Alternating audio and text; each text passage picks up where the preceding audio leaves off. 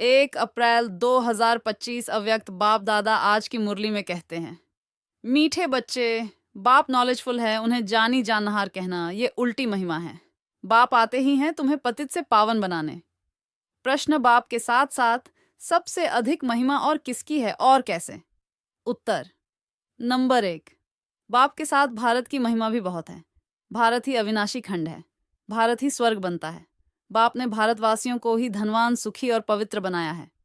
उत्तर number 2, Gita की भी अपरमपार महिमा है, सर्वशास्त्रमयी शिरोमणि गीता है। उत्तर नंबर 3, तुम चैतन्य ज्ञान गंगाओं की भी बहुत महिमा है, तुम डायरेक्ट ज्ञान सागर से निकली हो। ओम शांति। ओम शांति का अर्थ तो नए व पुराने बच्चों ने समझा है। तुम बच्चे जान गए हो, हम सब आत्माएं परमात्मा की संतान हैं। परमात्मा ऊंच ते ऊंच और बहुत प्यारे ते प्यारा सभी का माशूक है। बच्चों को ज्ञान और भक्ति का राज तो समझाया है। ज्ञान माना दिन, सतयुग त्रेता, भक्ति माना रात, द्वापर कलयुग। भारत की ही बात है। पहले पहले तुम भारतवासी आते हो। 84 का चक्र भी तुम भारतवासियों के लिए है। भारत ही अविनाशी खंड है, भारत खंड ही स्वर्ग बनता है और कोई खंड स्वर्ग नहीं बनता। बच्चों को समझाया गया है, नई दुनिया सतयुग में भारत ही होता है, भारत ही स्वर्ग कहलाता है। भारतवासी ही फिर 84 जन्म लेते हैं, नर्कवासी बनते हैं, वही फिर स्वर्गवासी बनेंगे। इस समय सभी नर्कवासी हैं फिर भी, और सभी खंड विनाश हो, बाकी भारत रहेगा। भारत खंड की महिमा अपरमपार है। भारत में ही बाप आकर तुमको राजयोग सिखलाते हैं। ये गीता का पुरुषोत्तम संगम युग है। भारत ही फिर पुरुषोत्तम बनने का है। अभी वह आदि सनातन देवी देवता, धर्म भी नहीं है, राज्य भी नहीं है, तो वह युग भी नहीं है। तुम बच्चे जानते हो, वर्ल्ड ऑलमाइटी अथॉरिटी एक भगवान को ही कहा जाता है। भारतवासी ये बहुत भूल करते हैं, जो कहते हैं वह अंतर्यामी है। सभी के अंदर को वह जानते हैं। बाप कहते हैं, मैं कोई के भी अंदर को नहीं जानता हूं, मेरा तो काम ही है पतितों को पावन बनाना। बहुत कहते हैं शिव बाबा, आप तो अंतर्यामी हो। बाबा कहते हैं, मैं हूं नहीं, मैं किसके भी दिल को नहीं जानता हूं। मैं तो सिर्फ आकर पतितों को पावन बनाता हूं। मुझे बुलाते ही पतित दुनिया में है, और मैं एक ही बार आता हूं, जबकि पुरानी दुनिया को नया बनाना है। मनुष्य को ये पता नहीं है कि ये जो दुनिया है वह नई से पुरानी, पुरानी से नई कब होती है। हर चीज नई से पुरानी सतो रजो तमो में जरूर आती है। मनुष्य भी ऐसे होते हैं। बालक सतो प्रधान है, फिर युवा होते हैं, फिर वृद्ध होते हैं, अर्थात रजो तमो में आते हैं। बूढ़ा शरीर होता है तो वह छोड़कर फिर बच्चा बनेंगे। बच्चे जानते हैं नई दुनिया में भारत कितना ऊंच था। भारत की महिमा अपरमपार है। इतना सुखी, धनवान, पवित्र और कोई खंड है नहीं। फिर सतो प्रधान बनाने बाप आए हैं। सतो प्रधान दुनिया की स्थापना हो रही है। त्रिमूर्ति ब्रह्मा, विष्णु, शंकर को क्रिएट किसने किया? ऊंचते ऊंच तो शिव है। कहते हैं त्रिमूर्ति ब्रह्मा, अर्थ तो समझते नहीं। वास्तव में कहना चाहिए त्रिमूर्ति शिव, न कि ब्रह्मा। अब गाते हैं देव देव महादेव। शंकर को ऊंच रखते हैं तो त्रिमूर्ति शंकर कहें ना। फिर त्रिमूर्ति ब्रह्मा क्यों कहते? शिव है रचयिता। गाते भी हैं परमपिता परमात्मा ब्रह्मा द्वारा स्थापना करते हैं ब्राह्मणों की। भक्ति मार्ग में नॉलेजफुल बाप को जानी जानहार कह देते हैं। अब वह महिमा अर्थ सहित नहीं है। तुम बच्चे जानते हो बाप द्वारा हमें वर्षा मिलता है। वह खुद हम ब्राह्मणों को पढ़ाते हैं, क्योंकि वह बाप भी है, सुप्रीम टीचर भी है। वर्ल्ड की हिस्ट्री, ज्योग्राफी कैसे चक्र लगाती है वह भी समझाते हैं। वही नॉलेजफुल है। बाकी ऐसे नहीं कि वह जानी जानहार है। ये भूल है। मैं तो सिर्फ आकर पतितों को पावन बनाता हूँ, 21 जन्म के लिए राज्य भाग्य देता हूँ। भक्ति मार्ग में है अल्पकाल का सुख, जिसको सन्यासी, हठयोगी जानते ही नहीं। ब्रह्म को याद करते हैं। अब ब्रह्म तो भगवान नहीं, भगवान तो एक निराकार शिव है, जो सर्व आत्माओं का बाप है। हम आत्माओं के रहने का स्थान ब्रह्मांड स्वीट होम है। वहां से हम आत्माएं यहाँ पाठ बजाने आती हैं। आत्मा कहती है, हम एक शरीर छोड़ दूसरा तीसरा लेती हूँ।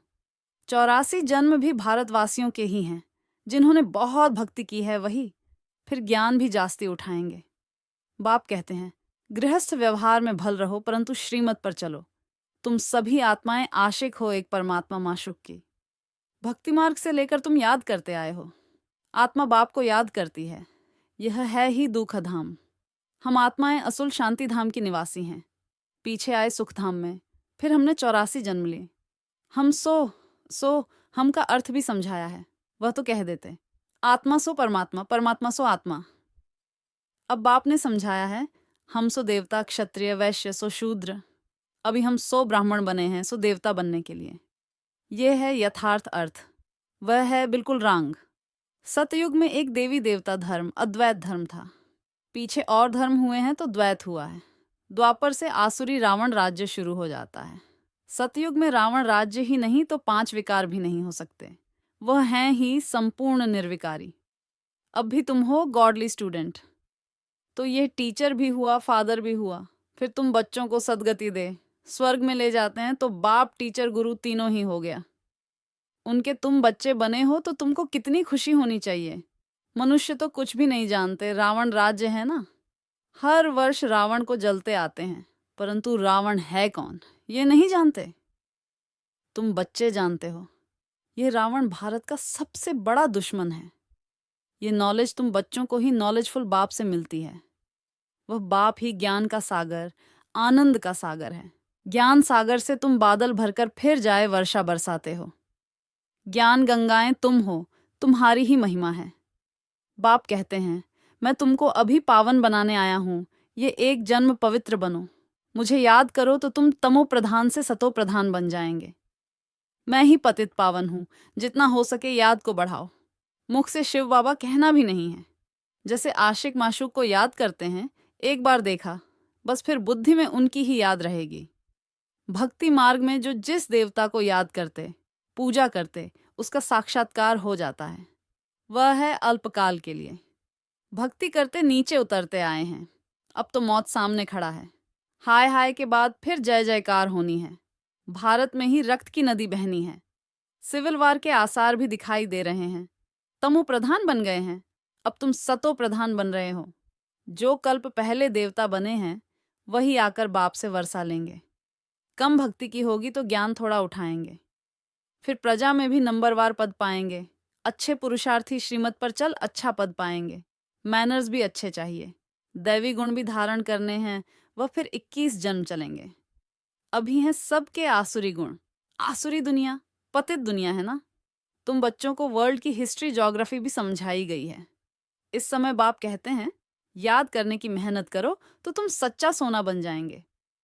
सतयुग है गोल्डन एज। सच्चा सोना फिर त्रेता में चांदी की अलाय पड़ती है। कला कम होती जाती है। अभी तो कोई कला नहीं है। जब ऐसी हालत हो जाती है तब बाप आते हैं। ये भी ड्रामा में नूंद है। इस रावण राज्य में सभी बेसमझ बन गए हैं, जो बेहद ड्रामा के पाठधारी होकर भी ड्रामा के आदि मध्य अंत को नहीं जानते हैं। तुम एक्टर्स हो ना। तुम जानते हो हम यहाँ पाठ बजाने आए हैं, परंतु पाठधारी होकर जानते नहीं।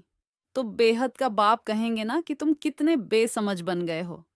अब मैं तुम्हें समझदार हीरे जैसा बनाता हूँ, फिर रावण कौड़ी जैसा बना देता है। मैं ही आकर सबको साथ ले जाता हूँ, फिर यह पतित दुनिया भी विनाश होती है। मच्छरों सदृश सबको ले जाता हूँ। तुम्हारी एम ऑब्जेक्ट सामने खड़ी है। ऐसा तुमको बनना है तब तो तुम स्वर्गवासी बनेंगे। तुम ब्रह्मा कुमार कुमारियां ये पुरुषार्थ कर रहे हो। मनुष्यों की बुद्धि तमो प्रधान है तो समझते नहीं। इतने बी डॉट के हैं तो जरूर प्रजापिता ब्रह्मा भी होगा। ब्राह्मण है छोटी ब्राह्मण, फिर देवता। चित्रों में ब्राह्मणों को और शिव को गुम कर दिया है। तुम ब्राह्मण अभी भारत को स्वर्ग बना रहे हो।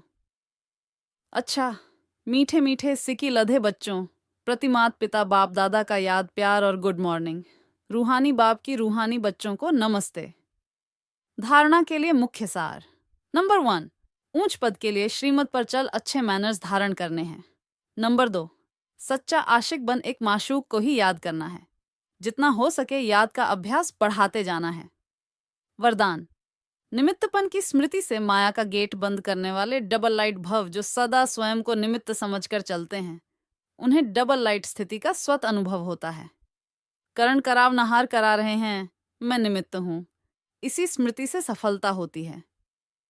मैंपन आया अर्थात माया का गेट खुला, निमित्त समझा अर्थात माया का गेट बंद हुआ। तो निमित्त समझने से मायाजीत भी बन जाते और डबल लाइट भी बन जाते। साथ साथ सफलता भी अवश्य मिलती है। यही स्मृति नंबर 1 लेने का आधार बन जाती है। स्लोगन: त्रिकालदर्शी बनकर हर कर्म करो तो सफलता सहज मिलती रहेगी।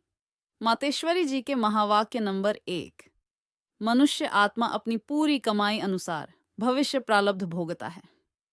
देखो, बहुत मनुष्य ऐसे समझते हैं हमारे पूर्व जन्मों की अच्छी कमाई से अभी यह ज्ञान प्राप्त हुआ है, परंतु ऐसी बात है ही नहीं। पूर्व जन्म का अच्छा फल है, ये तो हम जानते हैं। कल्प का चक्र फिरता रहता है, सतो रजो तमो बदली होता रहता है, परंतु ड्रामा अनुसार पुरुषार्थ से प्रारब्ध बनने की मार्जिन रखी है। तब तो वहां सतयुग में कोई राजा रानी, कोई दासी, कोई प्रजापत पाते हैं। तो यही पुरुषार्थ की सिद्धि है। वहां द्वैत, ईर्ष्या होती नहीं, वहां प्रजा भी सुखी है। राजा रानी प्रजा की ऐसी संभाल करते हैं जैसे माँ बाप अपने बच्चों की संभाल करते हैं। वहां गरीब साहूकार सब संतुष्ट हैं। इस एक जन्म के पुरुषार्थ से 21 पीढ़ी के लिए सुख भोगेंगे। यह है अविनाशी कमाई। जो इस अविनाशी कमाई में अविनाशी ज्ञान से अविनाशी पद मिलता है। अभी हम सतयुगी दुनिया में जा रहे हैं। ये प्रैक्टिकल खेल चल रहा है, यहाँ कोई छू मंत्र की बात नहीं है। नंबर 2, गुरुमत। शास्त्रों की मत कोई परमात्मा की मत नहीं है। परमात्मा कहते हैं बच्चे, ये गुरु मत, शास्त्र मत कोई मेरी मत नहीं है। ये तो सिर्फ मेरे नाम की मत देते हैं, परंतु मेरी मत तो मैं जानता हूं। मेरे मिलन का पता मैं आकर देता हूं, उसके पहले मेरी एड्रेस कोई नहीं जानता। गीता में भल भगवान वाच है, परंतु गीता भी मनुष्यों ने बनाई है। भगवान तो स्वयं ज्ञान का सागर है। भगवान ने जो महावाक्य सुनाए हैं उनका यादगार फिर गीता बनी है। यह विद्वान पंडित आचार्य कहते हैं परमात्मा ने संस्कृत में महावाक्य उच्चारण किए, उसे सीखने बिगर परमात्मा मिल नहीं सकेगा। ये तो और ही उल्टा कर्मकांड में फंसाते हैं। वेद शास्त्र पढ़ अगर सीढ़ी चढ़ जावे तो फिर उतना ही उतरना पड़े, अर्थात उनको भुलाए एक परमात्मा से बुद्धियोग जोड़ना पड़े, क्योंकि परमात्मा साफ कहता है इन कर्मकांड वेद शास्त्र पढ़ने से मेरी प्राप्ति नहीं होती है। देखो, ध्रुव, प्रहलाद, मीरा ने क्या शास्त्र पढ़ा? यहाँ तो पढ़ा हुआ भी सब भूलना पड़ता है। जैसे अर्जुन ने पढ़ा था तो उनको भी भूलना पड़ा। भगवान के साफ महावाक्य हैं, श्वांसो श्वांस, मुझे याद करो, इसमें कुछ भी करने की जरूरत नहीं है। जब तक यह ज्ञान नहीं है तो भक्ति मार्ग चलता है, परंतु ज्ञान का दीपक जग जाता है तो कर्मकांड छूट जाते हैं। क्योंकि कर्मकांड करते करते अगर शरीर छूट जावे तो फायदा क्या मिला? प्रारब्ध तो बनी नहीं, कर्म बंधन के हिसाब किताब से तो मुक्ति मिली नहीं। लोग तो समझते हैं झूठ न बोलना, चोरी न करना, किसी को दुख न देना ये अच्छा कर्म है, परंतु यहाँ तो सदाकाल के लिए कर्मों की बंधाएमानी से छूटना है और विकर्मों की जड़ को निकालना है। हम तो अब चाहते हैं ऐसा बीज डालें जिससे अच्छे कर्मों का झाड़ निकले। इसलिए मनुष्य जीवन के कार्य को जान श्रेष्ठ कर्म करना है। अच्छा, ओम शांति। अव्यक्त इशारे, कंबाइंड रूप की स्मृति से सदा विजयी बनो। शिव शक्ति का अर्थ ही है कंबाइंड। बाप और आप दोनों को मिलाकर कहते हैं शिव शक्ति। तो जो कंबाइंड है उसे कोई अलग नहीं कर सकता। यही याद रखो कि हम कंबाइंड रहने के अधिकारी बन गए। पहले ढूंढने वाले थे और अभी साथ रहने वाले हैं। ये नशा सदा रहे। ओम शांति।